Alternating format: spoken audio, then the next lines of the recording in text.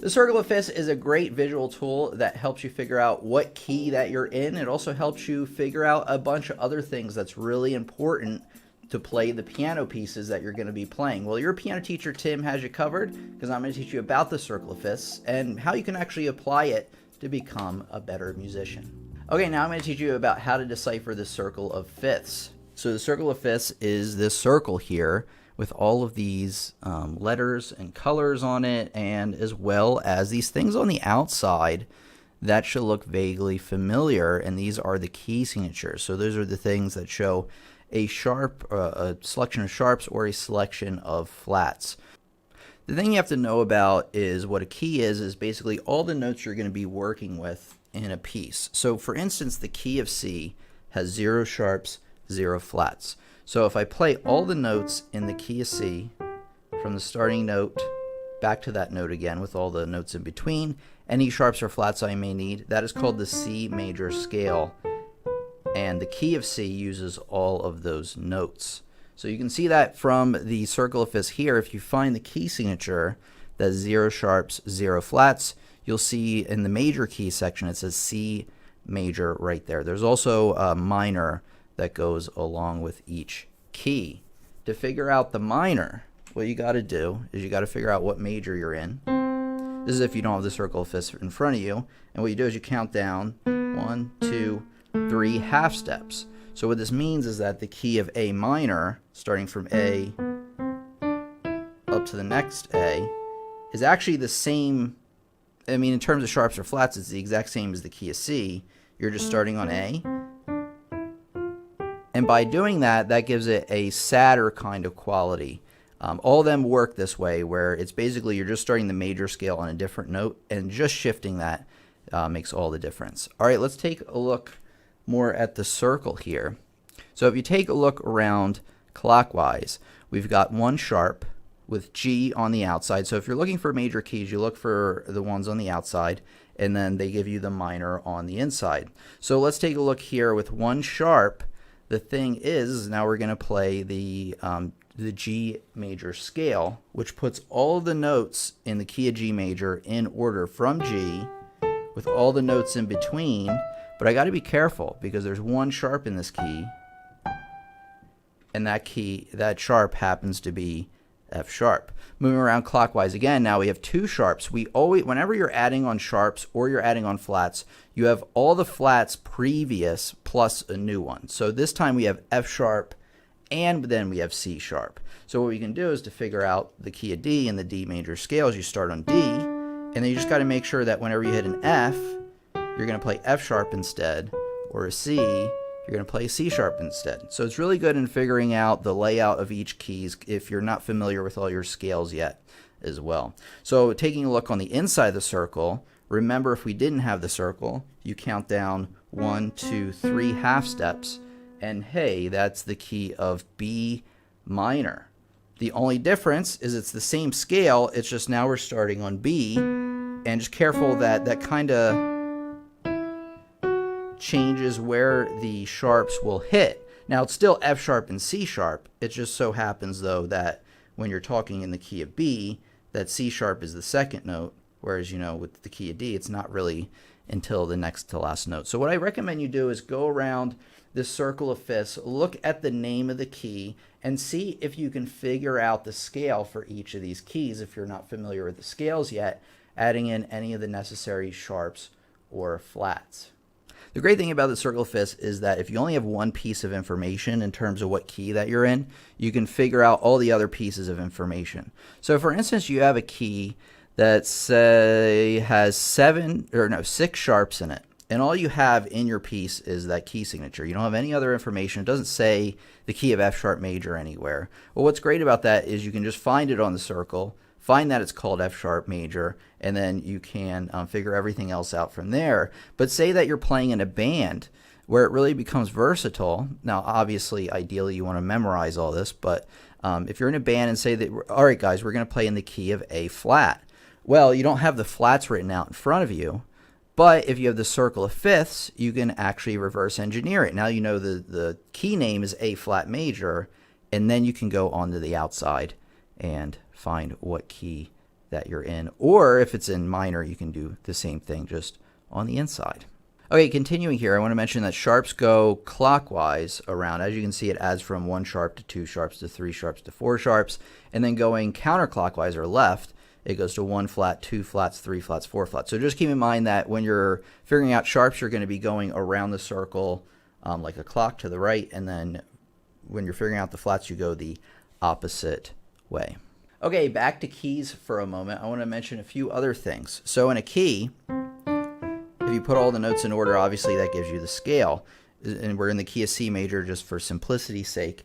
You can build a chord on each note of the scale.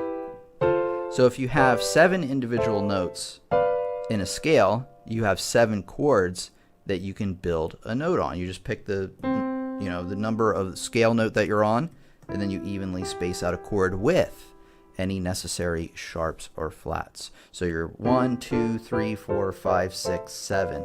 The most important chords are chords number 1, then chord number 4, 1, 2, 3, 4, and chord number 5. Those are called the primary chords. And you can actually use the circle of fifths as well to figure out any primary chords you may have. So let me show you how that works. Let's take a look at the key of C real quick, because that's the key that we were in. And if you remember from what I just played on the piano, your primary chords are C, F, and G. Now, looking at the circle of fifths, looking on the outside of the circle of fifths at the major keys, do you see that they're all right next to each other? Like you have C in the middle, that's the key that you're on. And if you go 1 to the left, there's F, and 1 to the right's G. And all 3 of those are your primary chords in that key, and it works for all of them. So let's say now that we're in the key of D, so you go 2 to the right over clockwise. Well, if you take a look, our primary chords in the key of D, according to the circle of fifths, are D. Then you go 1B, 4, G, and A. Now let's test to make sure that works in the key of D. So remember the key of D had 2 sharps, F sharp and C sharp. And building chords on them, you got to be careful, because anytime you have an F or C sharp, or F or C, you got to make sure that it's sharped. Just like that. So, our 1, 4, 5, according to the circle of fifths, was D, G, A. So D is our chord number 1. G is our chord number 4, that checks out. And A is our chord number 5. So to figure out the primary chords, what you need to do is you look at whatever key that you're in, and your primary chords are going to be that key. So if you're in the key of C, C, the one to the left, and then the one to the right. That gives you all the primary chords. So you don't have to go through all the process of figuring them out over and over again. However, I do recommend over time becoming so familiar with this stuff to where you don't even need the key, you don't even need the circle of fifths anymore. Minor keys work the same way. So if you have 0 sharp, 0 flats, and you're in the key of A minor on the inside of the circle, your primary chords in that key are going to be A, D, and E. If you're finding this lesson helpful so far, make sure you smash that like button, because it lets other students know that this is a quality lesson that they can learn from as well. What we're going to do now is we're going to put everything to practice, and we're actually going to take a look at a piece of music together. We're going to use the circle of fifths to figure out some important things about that piece of music. Okay, looking here, this minuet, there is 1 sharp in our key signature. So luckily for us, what we need to do is what? Go to our circle of fifths and find the 1 sharp on the key signature. And hey, look, over 1 to the right, there's 1 sharp. And so that must mean we're either in the key of G or the key of G major or the key of E minor. Now, how do we figure out which one is which in a real piece of sheet music? Well, here I have a pro tip for you. 99, maybe 95% of the time, the first chord and the last chord will match whatever key that you are in. So luckily, the chord right here in the left hand, right in the beginning of the piece, is G major chord, clear as day, nice and root in position. And then if I go all the way down, now the chord is split up between both hands, but if I play all 3 notes that I have here, 3 individual notes, I have G, B, and D. Hey, you got G major in the beginning, G major at the end, G major suggested by the key signature, so hey, I'm willing to bet we're probably in G major, and that is indeed what key that we are in. So let's build on that and now figure out what kind of chords we're going to come across. Now, obviously, your one chord, one of your primary chords, is just whatever key that you're in. So that G chord is your first primary chords. How can we figure out what other primary chords there are in this key? Well, the circle of fifths is going to tell us. So let's take a look. Taking a look at the circle here, we're in the key of G major. So you go one to the left, that's your 4 chord, there's C major, and one to the right, there is your 5 chord, D major. So it checks out. So let's take a look at our piece and see if we can find some of these chords other than the G major chord. We know we have that one. Okay, now looking through the piece, it might not be super easy to figure out these chords because they are split up between both hands and they don't really give you a lot to go by, but if you kind of play the 2 notes that they give you between each hand, you can generally figure out what chord that's being outlined there. So a C major chord right there. So in that third measure, we have a 4 chord. So we had our 1 chord. That's still 1 chord basically. 4, back to 1. Back to 1. Now this one's hard to see, but right here you have an outline of a 5 chord. Now they are kind of missing the F sharp there, but it probably is the closest chord that's going on there. So I am finding these chords throughout the piece. Now the question is, are you going to find other chords that are not the 1, 4, 5?